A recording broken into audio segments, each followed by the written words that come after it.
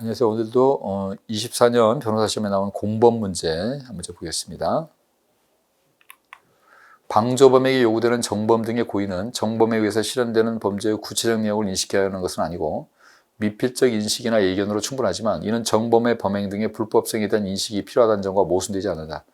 자, 우리 방조범은 정범의 행위를 구체적으로 할 필요는 없죠. 다만 적어도 정범의 행위가 불법이라는 건 알아야죠. 내가 도와주는 행위가 범죄라는 걸 알아야 범죄를 도와주는 것이지 착한 일이라고 생각하고 도와주는 건 방조가 될 수가 없는 겁니다. 그래서 불법은 알아야 된다는 겁니다. 이게 모순되는 건 아니라는 거죠. 불법이라는 것만 알면 되고 자세한 내용까지 알 필요는 없다. 하시고 대항범에 대해서 공범에 관한 형법 총칙 규정이 적용될 수 없다는 법리는 필요조건법인 대항범뿐만 아니라 구성요건상으로는 단독으로 실행할 수 있는 형식으로 되어 있는데 단지 구성요건이 대항범의 형태로 실행되는 경우에도 적용된다. 자, 우리가 말하는 대항범은 구성요건 자체가 꼭 둘이만 하도록 되어 있는 거. 예를 들어서 뇌물을 증뇌, 받는 사람이 반드시 있어야 되죠. 비밀을 누설, 비밀도 듣는 사람이 있어야 누설이 되는 겁니다. 그럼 구성요건상 얘들은 구성요건상 꼭 두 사람이 필요합니다. 다만 절도는 혼자도 할 수 있죠. 근데 이거를 구성요건상 혼자 할 수 있는데 그냥 둘이 했다. 이런 건 대항범이 아니라는 겁니다. 구성요건 자체가 두 사람으로 되는 것만 포함되지 이렇게 구성요건으로 단독으로 할 수 있는 걸 둘이 한 걸 대항범으로 보지 않는다. 업무라는 신분관계 없는 자가 그러한 신분관계 있는 자와 공모로 해서 업무상 배임죄를 저질렀다면 그러한 신분관계 없는 공범에 대해서는 33조 단서에 따라서 단순 배임죄 정한형으로 처단한다. 자, 공모니까 일단 방향은 됐고요.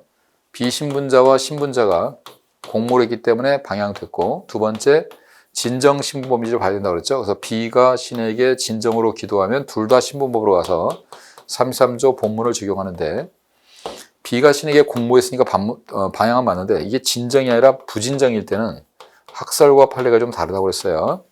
판례는 죄명은 똑같이 가고 처벌만 따로 하는 쪽이죠. 근데 학설은 전부 다 따로 해야 된다고 봅니다. 그래서 단서를 다 적용해야 된다고 보는 건데, 자, 이건 이제 판례 사안이기 때문에 일단 죄명은 업무상 배임죄로 가되 처벌은 단순 배임죄로 가겠죠. 이게 처단을 물어봤기 때문에 이거는 단순 배임죄가 맞습니다. 공동점의 성립을 위한 공동가공 형사는 타인의 범행을 인식하면서도 이를 제지하지 아니하고 용인하는 것만으로는 부족하고 공동의 의사로 특정한 범죄 행위를 하기 위해서 일체가 되어 서로 다른 사람의 행위를 이용하여 자기 의사를 실행에 옮기는 걸 내용으로 하는 것이 된다. 즉 공모라는 것은 그냥 남이 하는 걸 용인하는 건 방조고요. 저 사람을 내 오른팔로 이용하겠다. 그런 게 있어야 되죠. 방조법이 성립하려면 방조행위가 정범의 범죄 실현과 밀접한 관련이 있어야 하므로 정범의 범죄 실현과 밀접한 관련이 없는 행위를 도와준 데 지나지 않은 경우는 방조법이 성립하지 않는다. 자, 방조도 정범에게 영향을 줘야 돼요. 우리가 인과관계를 요구하는 것처럼 뭔가 범죄에 영향을 줘야지 전혀 관련 없는 걸 도와주는 것은 방조가 안 되겠죠.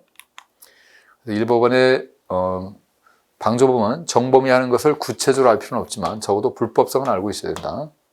그 다음에 총칙 규정이 적용되지 않는 대항범은 구성요건상으로도 두 명이 하도록 규정되어 있는 걸 말한다. 구성요건으로 단독으로 되는 걸 두 사람이 하는 건 대항범이 아니고요. 그 다음에 우리 33조 단서가 적용되는 경우 부진정 신분범의 경우 판례는 죄명은 똑같이 가지만 처벌은 따로 가기 때문에 단순 배임죄로 처벌하는 거 맞고요. 그 다음에 공동전범은 용인하는 것만 가지고 부족하고 남을 내 오른팔로 이용하겠다는 의사가 있어야 되고요. 방조범도 밀접한 관련이 있는 그런 걸 도와줘야지 관련이 없는 걸 도와주는 것은 방조가 안 된다. 그래서 틀린 거는 2번입니다. 됐습니다.